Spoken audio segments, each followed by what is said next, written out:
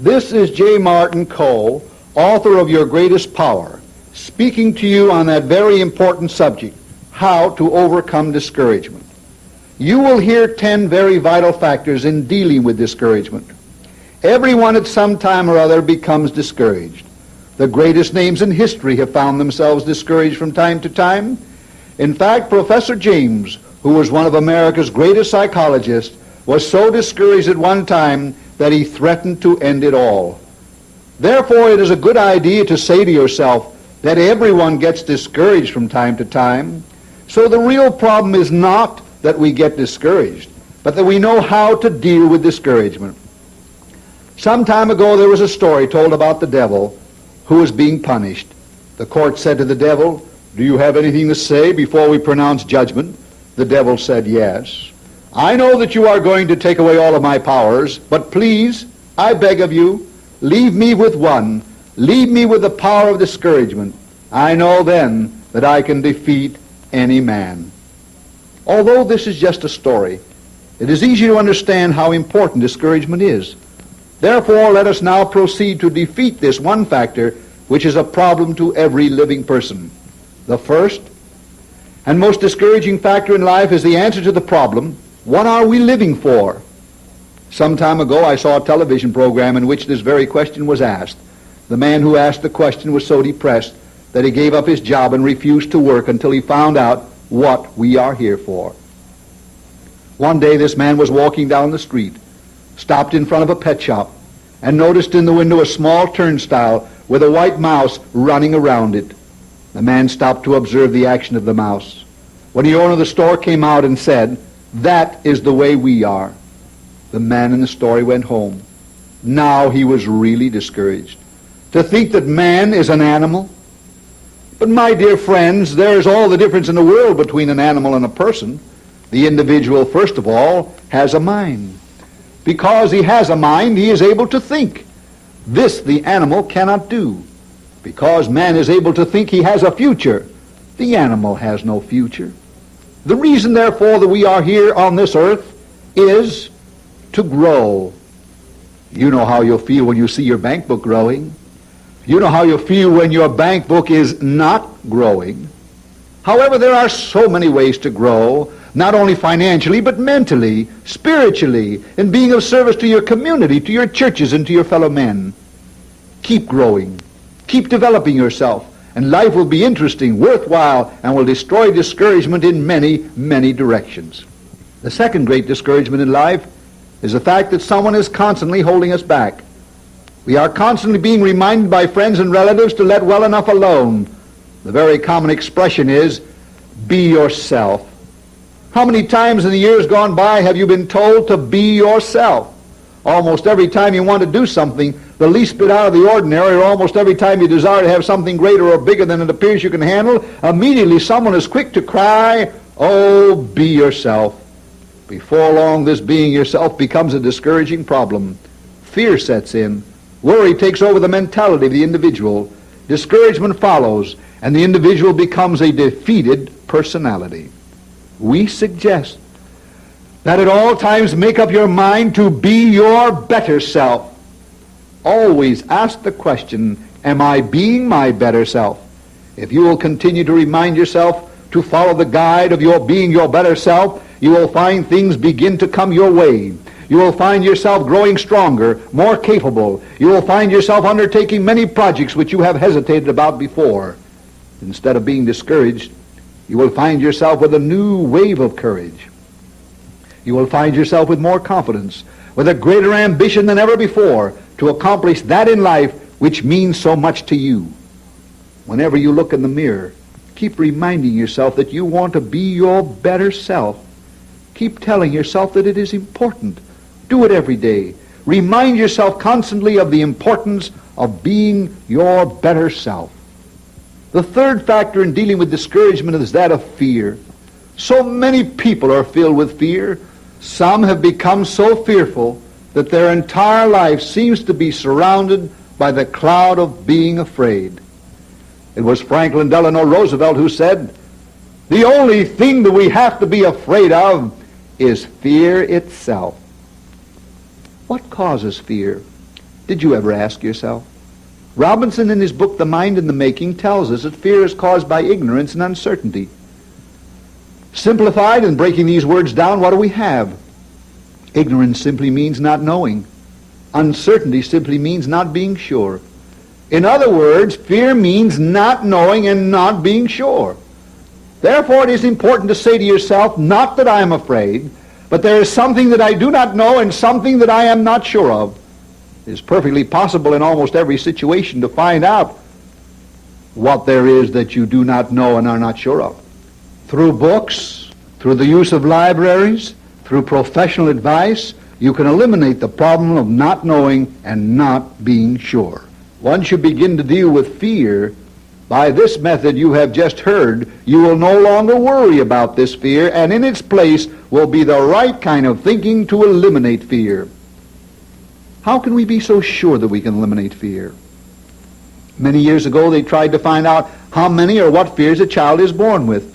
After experimenting with 500 babies, testing the babies in every conceivable fashion, they found out that we are born with only two natural fears: the fear of falling and the fear of a loud sound.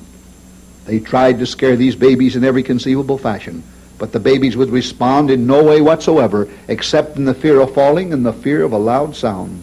It is a definite fact that man is born with these two fears, and that is all.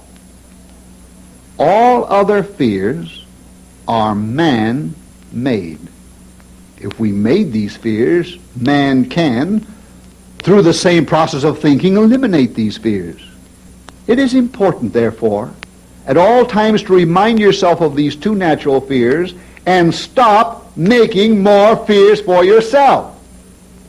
Once you do this, you will become less discouraged and more confident.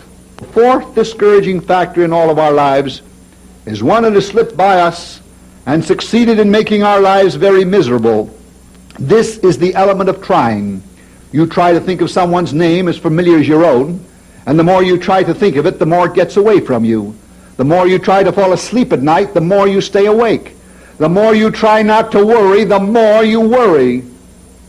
This problem becomes most discouraging, and most people do not know what to do about it. If the trying principle would work, everybody in the United States would be rich, successful, and happy, because almost everybody in the United States is trying to be successful, rich, and happy. But it hasn't worked. After you have listened to this record once, take a piece of paper, put 3 numbers on it right underneath each other. Sign your name under 1 as you always do. Then sign under number 2 the way you always do. You will notice that both signatures are enough alike so that they were placed on 2 different checks, they would be accepted. Now, next to number 3, try very hard to sign your name. Make an effort to copy it just the way number 2 is. Make every single little letter exactly the same and write very slowly. You will then notice that signature number 3 would not pass for your signature. In other words, you cannot even sign your own name when you try too hard. It's the trying to sing that causes so much poor singing. It's the trying to talk that causes so much poor speaking. It's the trying to succeed that causes so many failures. Unfortunately, trying is not the answer. Then naturally you say, Mr. Coe, what is the answer? The answer, my dear friends, is the RMA. The RMA will give you the success you want. It's the RMA that will help you accomplish the things that you want in life. What is the RMA? It means the right mental attitude. If you will have the right mental attitude in your work, you will find yourself succeeding in your work. If you will have the right mental attitude about money, you will find yourself attracting money. You know the old saying, money goes to money. Why?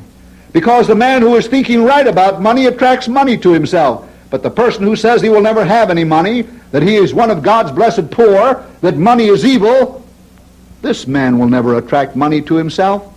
In fact, nothing in the world will help him attract money to himself unless he gets the right mental attitude.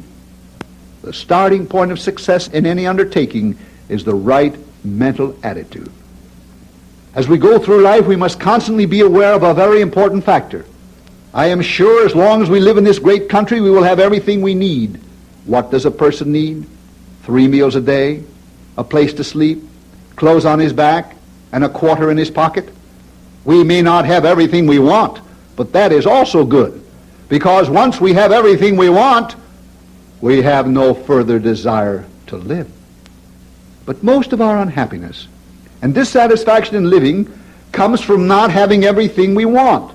If we will remind ourselves daily that we do have everything we need, then we can relax and go on getting the things we want.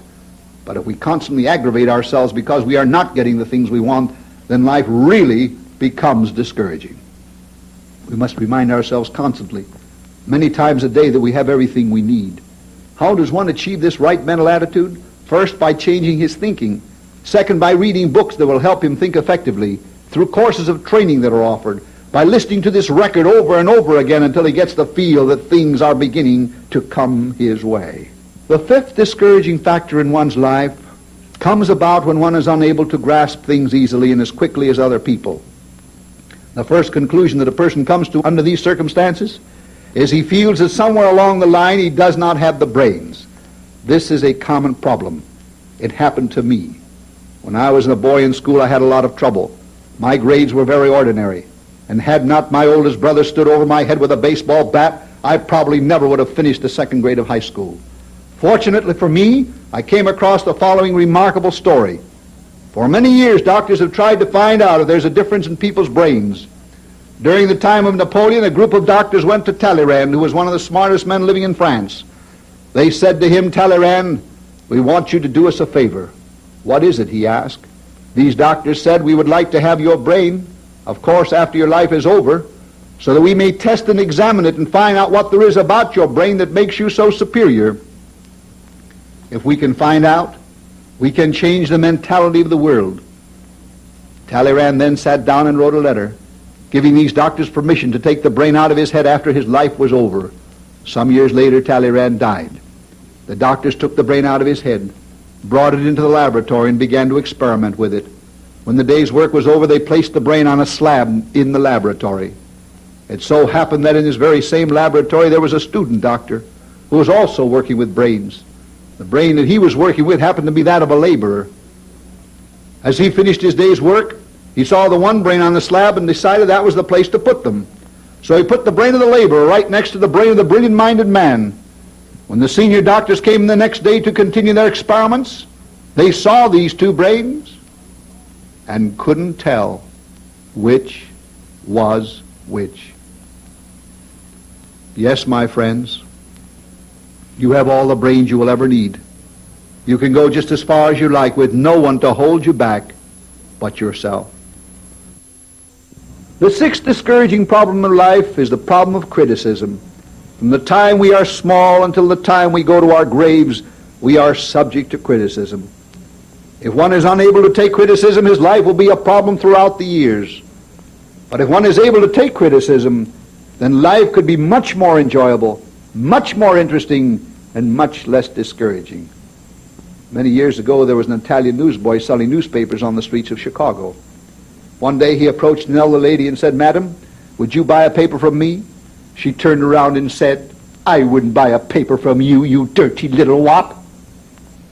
The little fellow didn't sell many more papers that day. He went home that night and cried himself to sleep. The next morning when he awoke, he said to himself, "Maybe that woman was right. Maybe I haven't kept myself as clean as I should." So that morning he cleaned himself up from toe to head. He made up his mind that he was going to cut out the slang and stop the swearing. He noted to his surprise that he actually sold more papers. It wasn't long before he saved a little money and opened up a regular newsstand. The store was immaculate. His business grew and prospered, and before long he opened up a regular business. This store was just as clean as it could possibly be. He went on from one success to another until he became the owner of one of the big department stores in the city of Chicago. You will find someday that the newspaper writers and reporters will come to you, and they will want to know why you have succeeded if you achieve any degree of greatness. So they went to this very successful Italian merchant, and they asked him about his life. They said to him, Is there anything in your life that you might say was responsible for your success? He repeated the little story that you have just heard. He said, that woman taught me the value of cleanliness. In other words, we should not jump to conclusions when someone criticizes us. We should look for the lesson in the criticism. Once you find the lesson in the criticism, you will be grateful that the person criticizing you took the time to show you a better way of life. In other words, criticism does not come into your life to make you weaker, but to make you stronger. Another very important principle in the subject of criticism is something which very, very few people realize. As you probably remember when from your school days you studied about the Gulf Stream. The Gulf Stream is a hot body of water that runs along the coast of Florida and up and around England. If it were not for this hot body of water, people would not be able to live in England, and Florida would not be so inviting. The Gulf Stream, without anyone paying any attention to it, runs its course. Likewise, there is a Gulf Stream running through your life and my life of perfection. It seems that everyone is seeking perfection. Consequently, the wife criticizes the husband because she wants him to be perfect. The husband criticizes the wife because he wants her to be perfect. The parent criticizes the child because he wants the child to be perfect. The child criticizes the parents because he wants the parents to be perfect. The teacher criticizes the student because he wants the student to be perfect. The student criticizes the teacher because he wants the teacher to be perfect. The boss criticizes the worker because he wants the worker to be perfect. And the worker criticizes the boss because he wants the boss to be perfect. The minister criticizes the congregation because he wants them to be perfect. And the congregation criticizes the minister because they want him to be perfect. Everybody seems to be criticizing everybody else. You wonder why life sometimes is so difficult. Don't ask your boss, your wife, your child to be perfect. If they are reasonably perfect, you are a very fortunate person. Don't even ask yourself to be perfect. If you are reasonably perfect, you should be quite happy with yourself. This constant demanding of perfection from ourselves and others is one of the greatest discouraging factors in life. It's quite all right to ask for a perfect typewriter or automobile or something of a mechanical nature, but when you ask it of a human being, you are making an unreasonable demand. Save yourself much trouble and great discouragement in the years to come. Simply ask yourself this question: am I criticizing simply because I want perfection? If so, be more reasonable. When someone criticizes you, ask the question, is he doing it because he wants me to be perfect? Then discount it. It's quite all right to seek perfection, but in dealing with yourself and others, make sure that you are reasonable. The seventh fear is the greatest of all destructive forces in the discussion of discouragement, and that of being too serious. Life is a serious business, but life can be made enjoyable and very much worthwhile. But when one takes life too seriously, then there is no room for pleasure or enjoyment for real living. Because we are going through life only once, although some authorities seem to feel we may go through it again, I for one feel that if we do go through it again, we won't know about it. Let us make this one time that we are going through life really worthwhile. In order to do that, we must learn how to laugh. We must learn to see the funny side of life. We must train ourselves more than anything else to throw off the seriousness that seems constantly to disturb our living. Unless we accomplish this task, we will look older and feel much older than our actual years. It was Lincoln who said, "A man is just about as happy as he makes up his mind to be." Contrary to general belief, we do not find happiness, we earn it. We earn it by constantly watching our thinking. One man who has achieved much throughout his life is Winston Churchill. When he was asked the question, "How do you keep yourself calm with all that you have to do?" he replied, "I think of only one thing at a time."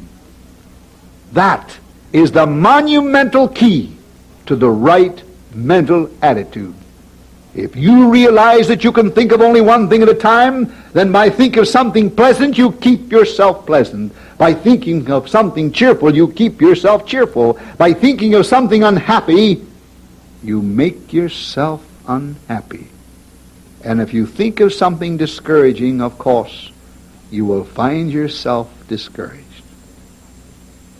Does this sound too simple? Of course it does. But it works. And you will find so many of these suggestions and ideas that we are presenting to you will work if you work them. Wherever possible, never take yourself or anyone else too seriously. This is one of the great destroyers of mankind and of our thinking. Be serious, but not too serious. Learn to laugh. You'll find that it will come easier with practice. It seems no matter what you do or how you do it, you cannot satisfy everybody. This is the 8th principle of dealing with discouragement. There is one way, however, that the great problem of human relations can be satisfactorily taken care of. In this great country, the Democrats and the Republicans differ strongly. We have religions of all sorts and kinds. We have so many differences of opinion, and yet we have a semblance of order, which is something to be proud of. Please stop thinking that it is wrong to disagree with others. If Columbus had not disagreed with the rest of the world when he did, we would not have had America when we did. If Edison had not disagreed with the rest of the world when he did, we wouldn't have had electric lights when we had them. There is nothing wrong with disagreement. But we must always bear in mind what a wise old sage said many years ago. If we must disagree, let us disagree without being disagreeable. Oh, if we could only learn this one great principle of life, to disagree without being disagreeable, we could avoid most of the very unhappy experiences that we have in dealing with people. This is especially true as people put on years. Too many people grow old, and with the growing old grow more disagreeable. If we could only learn to grow in sweetness, in friendliness, in helpfulness, the passing years would not be so difficult.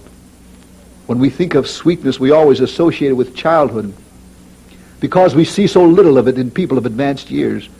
If people would only learn to age instead of growing old, they could retain the sweetness of life and would not become so discouraged as they add years to their lives. A person should make up his mind to enjoy the 50s, 60s, the 70s, and the 80s. He can, if he will train himself.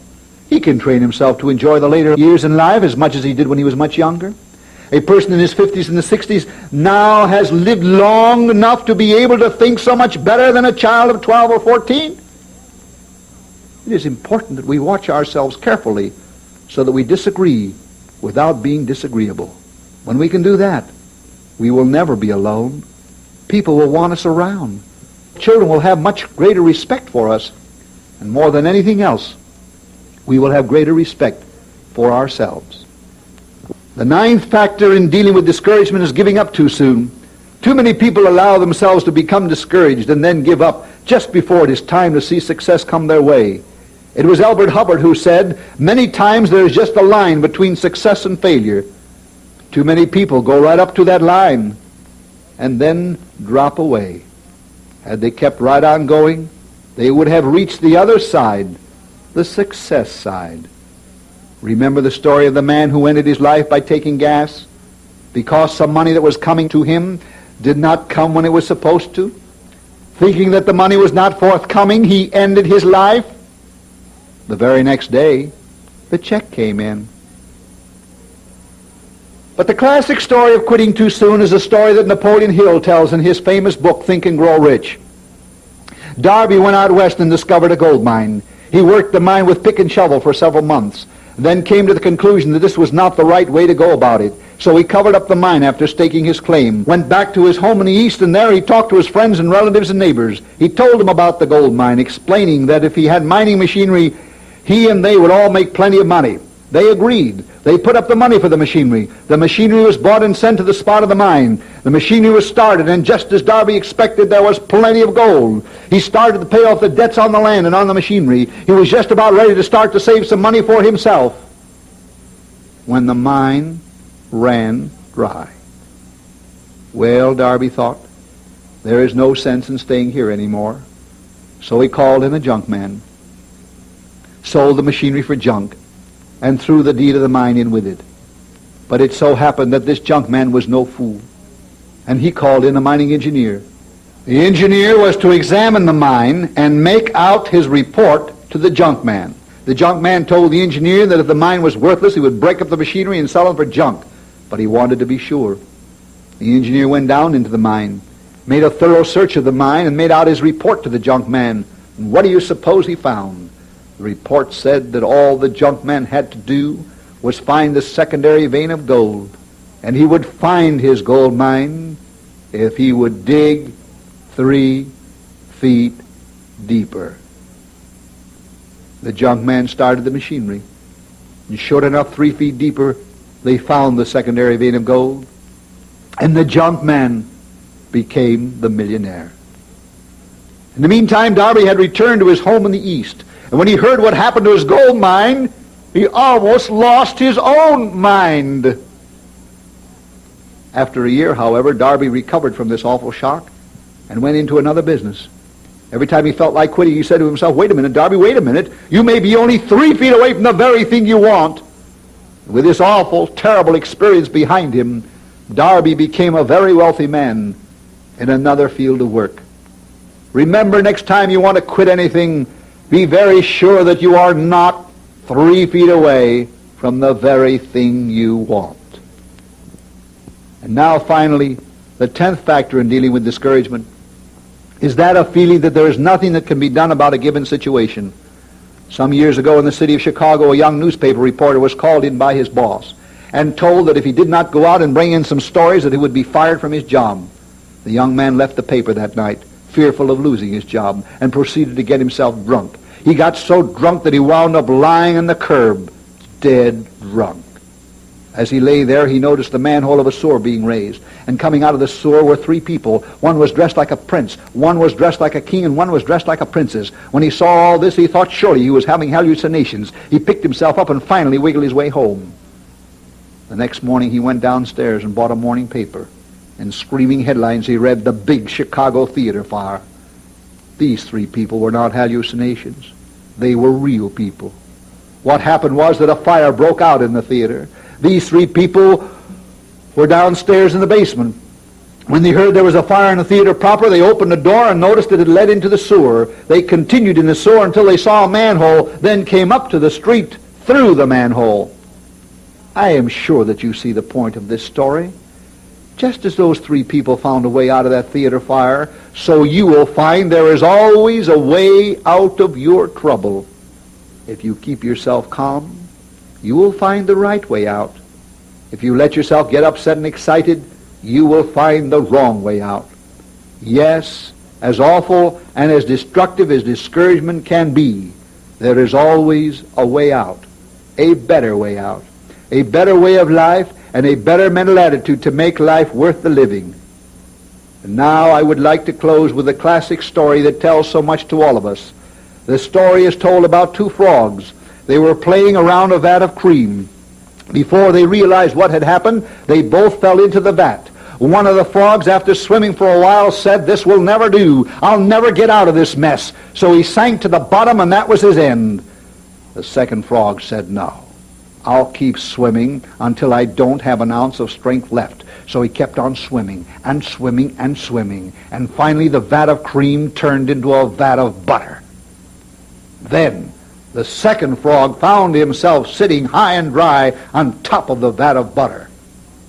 Yes, my friends, if we choose to keep on going, keep on swimming, keep on digging 3 feet deeper, we will win the struggle with discouragement. Once we do, life can be a grand and glorious venture.